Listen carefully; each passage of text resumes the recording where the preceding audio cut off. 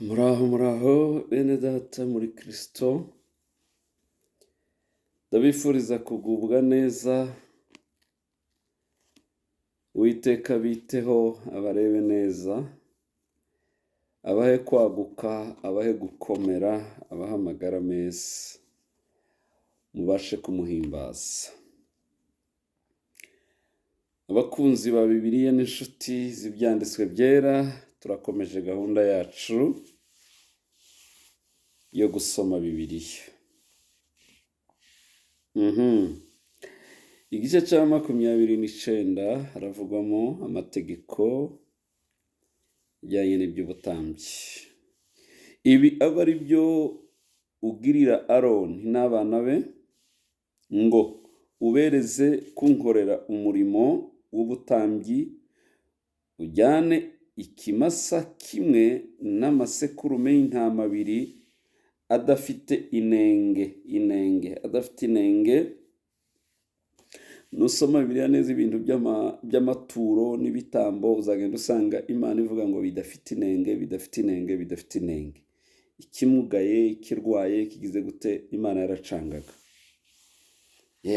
Gashaka ngo bayitangire ibintu bizima. Nicyo gituma uzabona Abaroma 12 havuga ngo mutange imibiri yanyu ibitambo bizima, byera, bishimwa n'Imana. Nuko yasabaga ibitambo bya kera ko bigomba kuba bitazira, bidafite inenge, ari bizima. Aba aricyo gituma hariya Paul yandika ngo mutange imibiri yanyu iba ari ibitambo bizima, byera, bishimwa n'Imana. N'imitsima itasembuwe n'udutsima tutasembuwe, twavuganywe n'amavuta ya elayo. Ayo mavuta ya elayo igihe cyose yagendaga ahagararira umurimo w'umwuka wera. Umurimo w'umwuka wera urunga, utunganya ibintu. N'udutsima dusa n'amabango tutasembuwe, twasizweho amavuta ya elayo. Uzabivuge mu ifu y'ingenzi y'ingano, ubishire mu cibo kimwe, ubizanane na ca kimasa na ya masekurume. Kandi uzazane Aroni n'abana be ku muryango w'ihema ry'ibonaniro, ubuhagirireho, yani ubererezeho, ubuhagirireho, kwerezwa Uwiteka. Wende ya myambaro wambike Aroni ya makanzu, ya kanzu ibanza ku mubiri, na ya kanzu iriho efodi, na efodi na wa mwambaro wo ku gituza. Umukenyeze wa mushumi waboshwe n'abahanga uri kuri efodi, umwambike mu mutwe.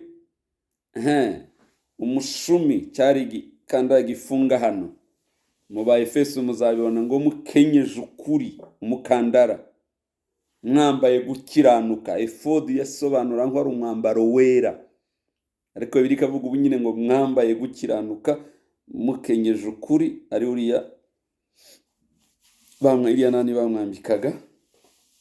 Umwambike mu mutwe cya gitambaro ku mutwe, ingofero y'agakiza.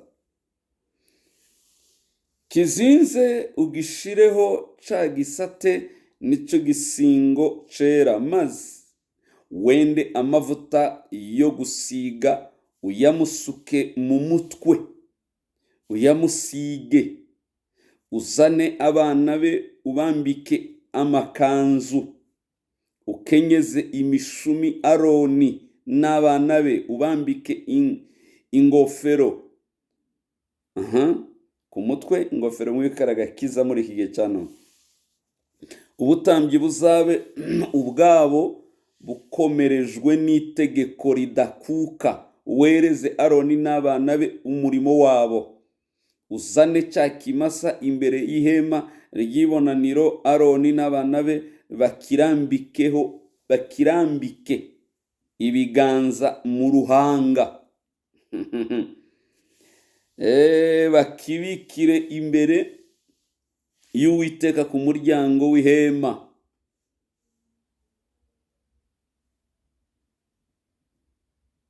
Bakibikirire imbere y'Uwiteka ku muryango w'ihema ry'ibonaniro, wende ku maraso yacu uyashirishe ku mahembe y'igicaniro. Urutoki rwawe ubyarire amaraso yacyo yose ku gicaniro hasi, kandi wende uruta n'urugimbu rundi rwo kumara rwose n'umwijima w'ityazo w'impyiko zombi n'urugimbu rwo kuri zo ubyosereze ku gicaniro, ariko inyama z'icyo kimasa n'uruhu rwaco n'amayezi yaco ubyosereze inyuma yaho ubambye amahema. Icyo ni igitambo gitambirwa ibyaha, uzane n'isekurume y'intama imwe muri yandi Aroni n'abana be bayirambikeho ibiganza mu ruhanga. Uyibikire wende amaraso yayo uyamishe impande zose z'igicaniro. Uyicoce woze amara yayo n'ibinyita byayo, ubishire hamwe n'ibindi bice byayo n'igihanga cyayo. Wosereze iyo sekurume itagabanije ku gicaniro. Iyo ni igitambo coserezwa Uwiteka,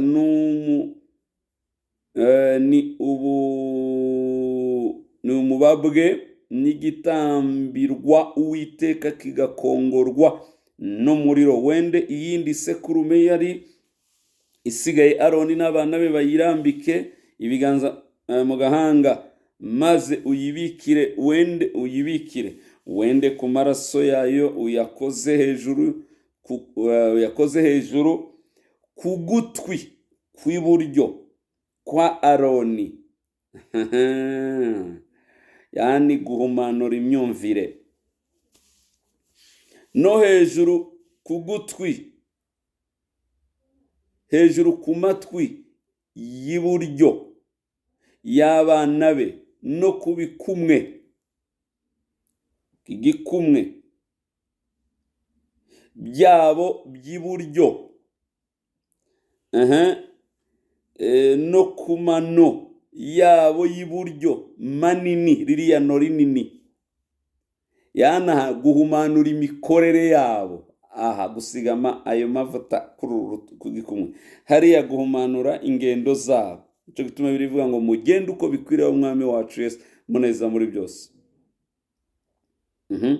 Ayandi uyamishe impande zose z'igicaniro. Wende ku maraso ya cya gicaniro no ku mavuta ya gusiga ubimishe kuri Aroni no ku myambaro ye no ku bana be nabo no ku myambaro yabo, yezwe n'imyambaro ye n'abana be n'imyambaro yabo. Kandi wende ibinure by'iyo sekurume n'umurizo wayo, wende n'uruta n'urugimbu rundi rwo kumara yayo n'umwijima ni w'ityazo, impyiko zombi n'urugimbu rwa kuri zo n'urushi rw'ukuboko kw'iburyo, kuko ari isekurume yo kubereza umurimo. Wende n'umutsima umwe n'agatsima kamwe kasizwe amavuta ya elayo, n'agatsima gasa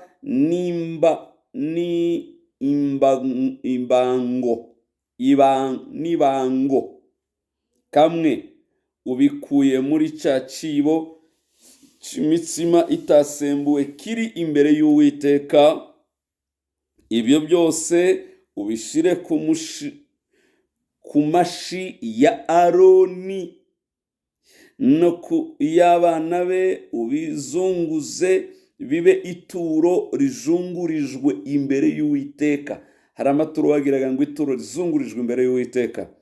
Ubikure ku mashi yabo ubyosereze ku gicaniro hejuru ya cya gitambo coshejwe kitagabanije, bibe umubabwe imbere y'Uwiteka n'igitambo gitambirwa Uwiteka kigakongorwa n'umuriro. Kandi imyambaro ye ya Aroni izabe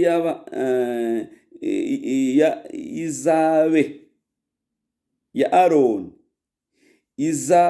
izabe iy'abana be imyambaro ya Aroni izabe iy'abana be bazakurikiraho, bajye bayisigirwamo, bajye berezwa umurimo, bayambare.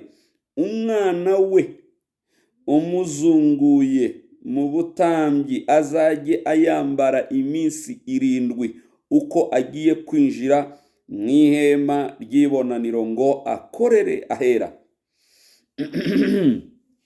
Kandi wende ya sekurume yerejwe abatambyi umurimo, uteke inyama zayo ahantu hera. Aroni n'abana be barishirize inyama zayo imitsima yo muri ca cibo ku muryango w'ihema ry'ibonanire, barye ya maturo y'impongano yahongerewe kubereza umurimo no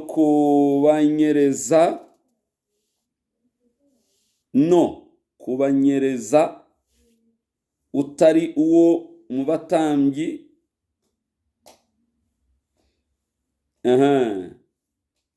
utari uwo mu batambyi ntakayaryeho kuko ari aye. Ibyo bishaka kuvuga iki? Imana yari yarabigabuye, ibi byaribwa n'abatambyi gusa, utari umutambyi ntayabiryaho. N'ubu kugeza n'uyu munsi wa none amaturo yagenewe ivugabutumwa agomba gukora ivugabutumwa.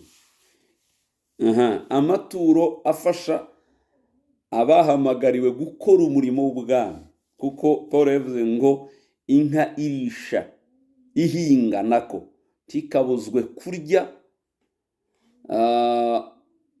ibyatsi cyangwa se ibisarurwa by'ibyo iri guhinga. Inka ihinga irya kubiri aho igenda ihinga. Yarashatse kuvuga ngo abakora umurimo w'ubwami bazatungwe n'ibitangirwa ku gicaniro c'ibwami. Iyo ni ihame ntirihinduka ibihe byose. Bavuga butumwa tungwa n'ivuga butumwa n'ibyo. Abashumba bagatungwa n'iby'ubushumba bakora babayemo, kuko abantu bose babiretse bakajya mu gucuruza, abandi bakajya mu makampani, abandi bakajya mu bindi by'ukuri ubwami bw'Imana no kuzima bwazima. Ariko abagiye muri ibyo bazatungwe n'ibihatangirwa. Nihagira inyama cyangwa umutsima mu byerejwe abatambyi umurimo gisigara kikarara wose, igisigaye ntikikaribwe kuko ari icera.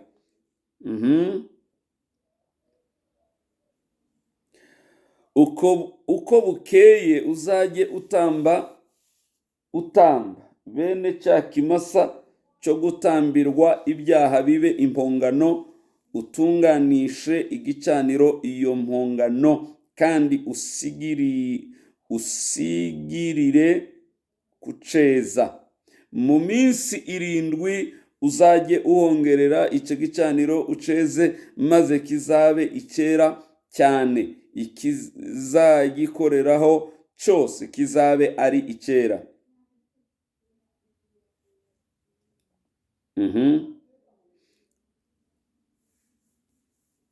Ujye utamba umwe mu gitondo undi nimugoroba, abana b'intama cyangwa se bihene, hamwe na wa mwana w'intama, abana b'ihene hariya, hamwe na wa mwana w'intama mbere ujye utura igice cya 10 cya efa y'ifu y'ingenzi yavuganywe n'igice cya 4 cya hini y'amavuta ya elayo za sekurume, uture n'igice cya 4 cya hini ya vino ibe ituro ry'ibyo kunywa. Undi mwana w'intama ujye uwutamba nimugoroba, uturane nawo ituro ry'ifu n'iry'ibyo kunywa kunturwa mu gitondo, bibe umubabwe, bibe igitambo gitambirwa Uwiteka, kigakongorwa n'umuriro. Mu bihe byanyu byose kibe igitambo cyo koswa kidasiba, gitambirwa ku muryango w'ihema ry'ibonaniro imbere y'Uwiteka. Aho niho nzajya mbonanira namwe nkahavuganira nawe. Mana yanjye, nicyo gituma Dawudi yavuze ngo kuba mu mahema yawe biraruta kuba mu nzu z'ibwami iminsi myinshi, kubera ko mahema y'Uwiteka havuganira n'abantu, haganirira nabo.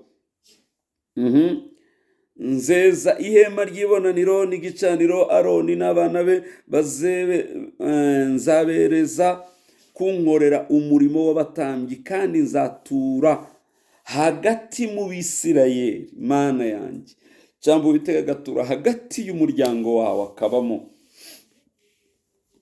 mbe Imana yabo, cyangwa Uwiteka agatura umuryango wanyu, akaba Imana yanyu, mwese akabirata. Nabo bazamenya yuko ndi Uwiteka Imana yabo, yabakuye mu gihugu cya Egiputa kugira ngo nture hagati muri bo. Ndi Uwiteka Imana yabo. Haleluya. Cyo gituma bivuga ngo umunezero w'Imana kuva yabaho, ngo ibyishimo byawe n'ibinezaneza byawe byari kuri Kristo umwana wawe. Ariko mu migani yakavuga ngo ariko ibinezaneza bya Kristo ngo kwari kuzaturana n'abantu.